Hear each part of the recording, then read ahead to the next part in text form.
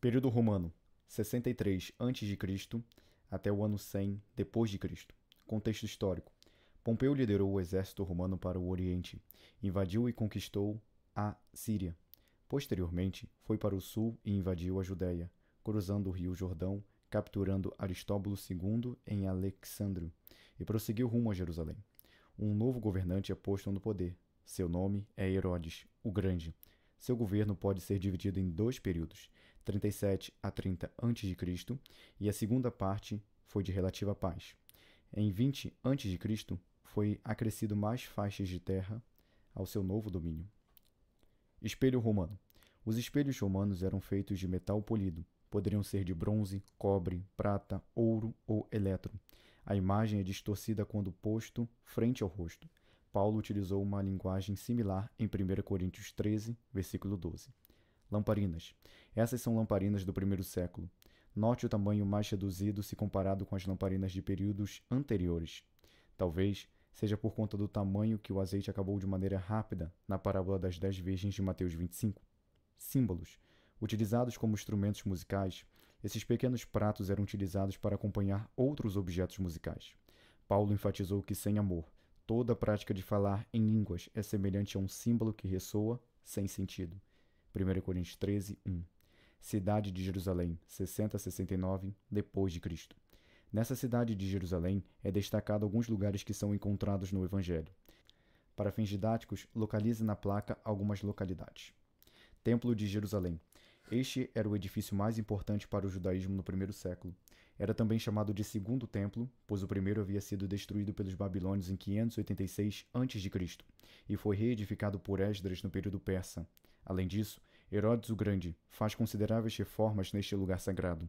Havia imensas colunas, pisos decorados e a parte externa do edifício, onde ficava o lugar santo e santíssimo, era feito de mármore branco.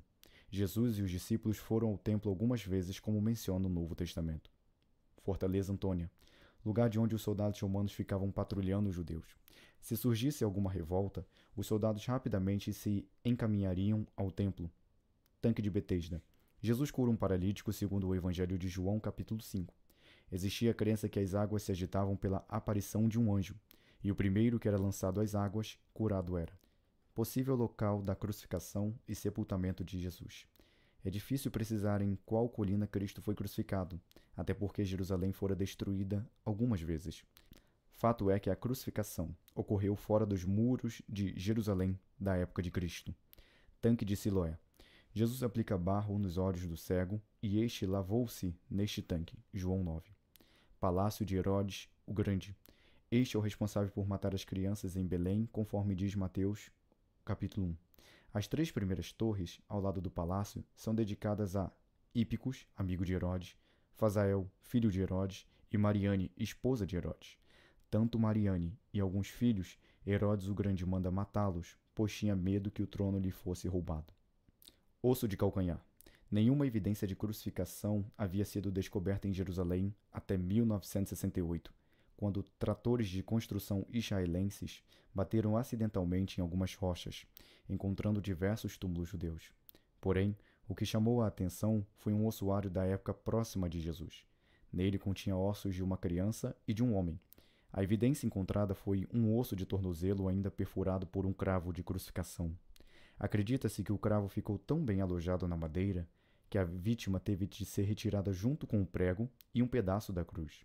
Contudo, o que chama a atenção é justamente esse homem ter sido crucificado a partir do calcanhar. Logo, a ideia de crucificação pelo peito do pé, como é comumente mostrada nos filmes e pinturas, parece não ter sido a única forma de crucificação. O artefato original está no Museu de Israel.